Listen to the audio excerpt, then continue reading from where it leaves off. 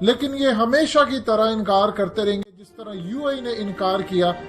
اب امت کے لیے جو وقت شروع ہونے والا ہے وہ اتنا کڑا وقت ہے۔ وہ کون کون سی احادیثیں ہیں جو اب پوری ہونے جا رہی ہیں عربوں کے بارے میں؟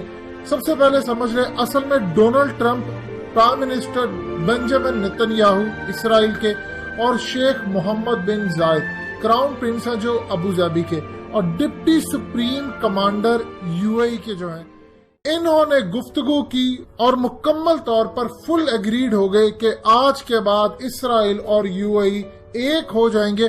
اور یہ جس کو یہ ہسٹورک ڈپلومیٹک بریک تھرو کہہ رہے ہیں، اصل میں یہ امت کی پیٹھ میں چھرا ہے اور یہ زوال شروع ہو چکا ہے مسلمانوں کا۔ اب صورتحال یہ اصل میں پیدا ہونے جا رہی ہے کہ انہوں نے جو سہارا لیا ہے وہ کہا ہے جی اسرائیل انیکسیشن کرنے جا رہا تھا فلسطینیوں کی، لہٰذا ہم نے ان کے ساتھ تعلقات بحال کری، ابھی فی الحال وہ انیکسیشن نہیں کرنے جا رہا۔ یہ قوم کے ساتھ اتنا بڑا بلنڈر جھوٹ ہے۔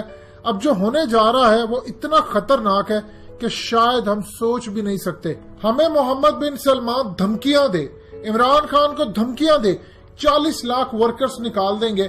اب اسرائیل ہمارے سر پر آ کر بیٹھ گیا، اور اسرائیل نے آج ہمیں پیغام دیا ہے کہ پاکستان کے لوگوں اور پاکستان کے حکمرانوں اور انٹیلیجنس ایجنسی والوں، دیکھ لو آج مسلمانوں کا سب سے بڑا نیوکلس جسے تم کہتے ہو عرب، آج وہ میرے ہاتھ میں آ چکا۔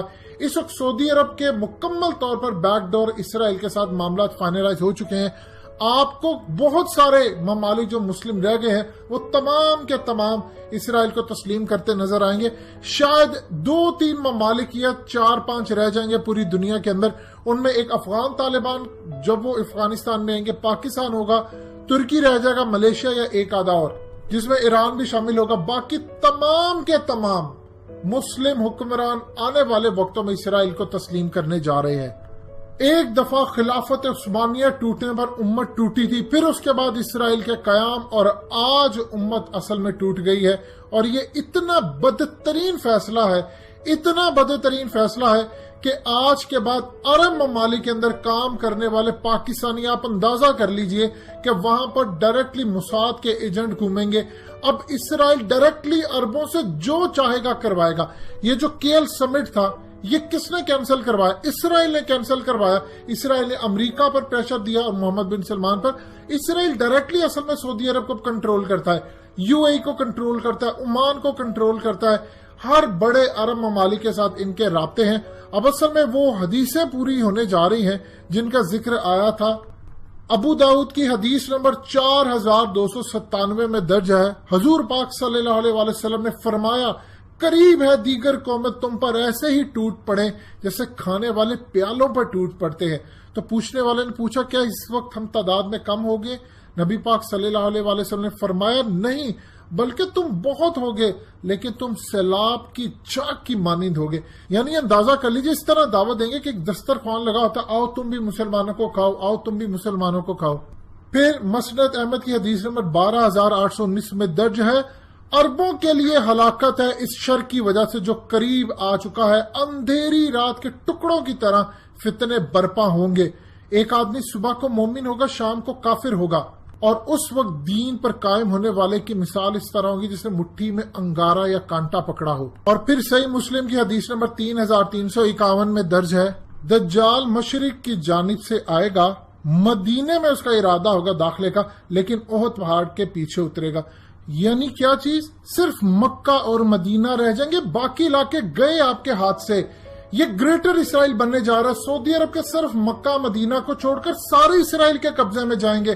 یہ دبئی، یہ یو اے، یہ مصر، یہ ٹوٹلی لیبیا سمیت سارے اسرائیل کے قبضے میں چلے جائیں گے، اور ان کے جانے کے بعد جو امت کا حال ہوگا وہ شاید کسی نے سوچا بھی نہ ہوگا۔ اب عربوں کا تو زوال شروع ہو چکا ہے، لیکن ایک حدیث ہے ابن ماجہ کی 4090، اس میں سے اللہ پاک نے ہمیں جو خوشخبری دی ہے احادیث کے ذریعے کہ جب بڑی جنگیں ہوں گی تو اللہ تعالیٰ غیر عربوں میں سے ایک لشکر اٹھائے گا جو عربوں سے زیادہ اچھے ہوں گے، ان کے बेहतरीन हथियार होंगे और इन्हीं के जरिए अब दीन की अल्लाह मदद करेगा। यानी ये अरब का तो गया, ये खत्म हो गए, ये अब इनका जवाल आप देखते जाइए। पहले इनके मुल्क में अनारकी फैलेगी, महंगाई होगी, सड़कों पर लाया जाएगा, IMF के अंदर जकड़े जाएंगे, और उसके बाद जो सूरत हाल होगी, इनके तो जवाल का टाइम है।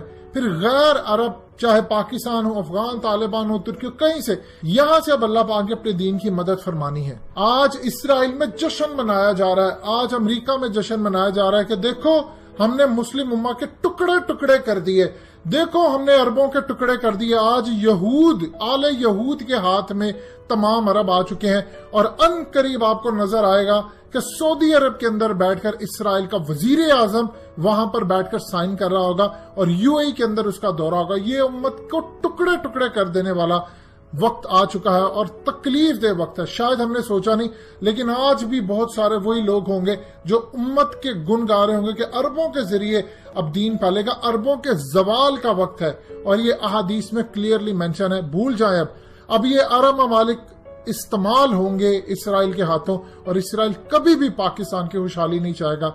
और अब पाकिस्तान समेत तमाम उम्मत के खिलाफ इन अरबों को इस्तेमाल किया